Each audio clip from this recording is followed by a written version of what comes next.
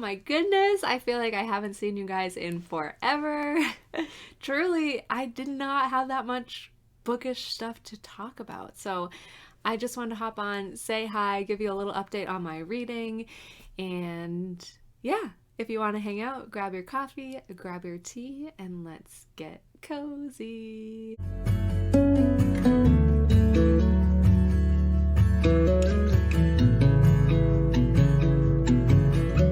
Okay, so I have not finished a book since November 20th. It is December 9th right now, but I've been reading every day. So what's going on? So I picked up two massive books in November, and they are taking for freaking ever to read. I had to return them both to the library. I got my own version of one of them, and I switched to the library audiobook of another one so I could just continue reading.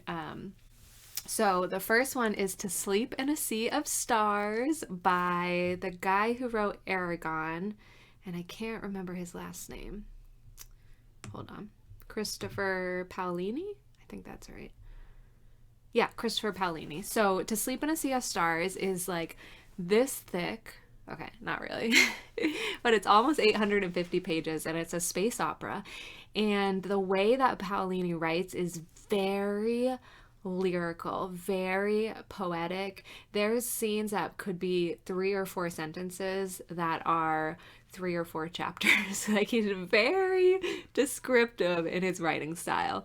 But I'm loving it with the energy of it being space sci-fi, because what's happening in the story is so epic. So once I accepted that the pacing was going to be like that, once I like relax into it, I've been enjoying it a lot more.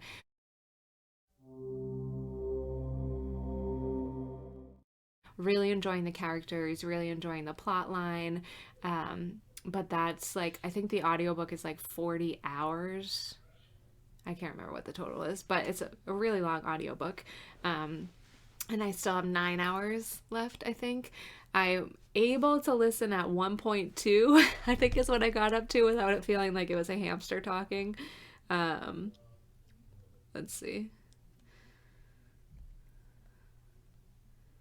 Oh, and I got the audio, then it automatically returned, so I had to wait for it to be available again, so it's just been a whole thing. Now it's due in 13 days, so I better finish it.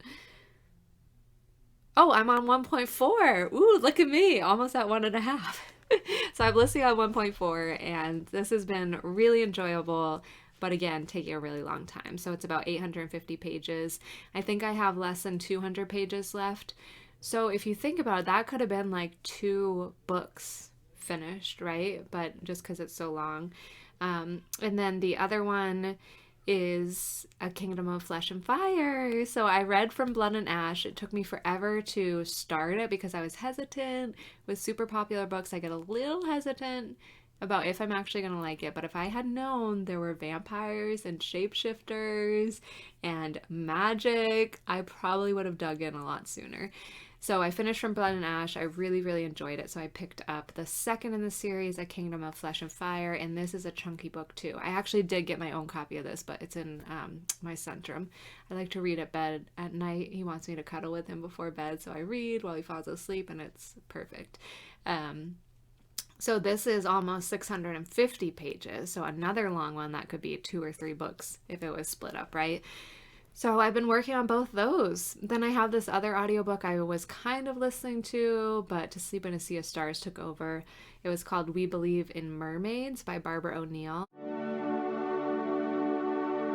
And I find myself curious about the story. I want to come back to it. So When We Were Mermaids is about this family who believes that they have twin daughters, that one of the daughters died in a terrorist accident, and then one day they see her on the news, and so the other twin daughter goes to find her to see if it really was her and what's going on there. So that's been really interesting read. It is more contemporary fiction than I usually read, but I want to get back to that for sure. I think I'm actually going to request the physical copy from the library instead of the audiobook. To Sleep in the Sea of Stars is about this Oh my God, how do you sum up a space opera in like a couple of sentences? So, To Sleep in the Sea of Stars, we have our main character who is on like an exploration to another planet. She's a xenobiologist, so she looks into like alien artifacts and makes sure that lands that are being oh, what's that word? Terraformed. Lands that are being terraformed don't have any alien artifacts, and she kind of goes on this exploration. Well, she finds one. Not only does she find one, but it becomes attached to her.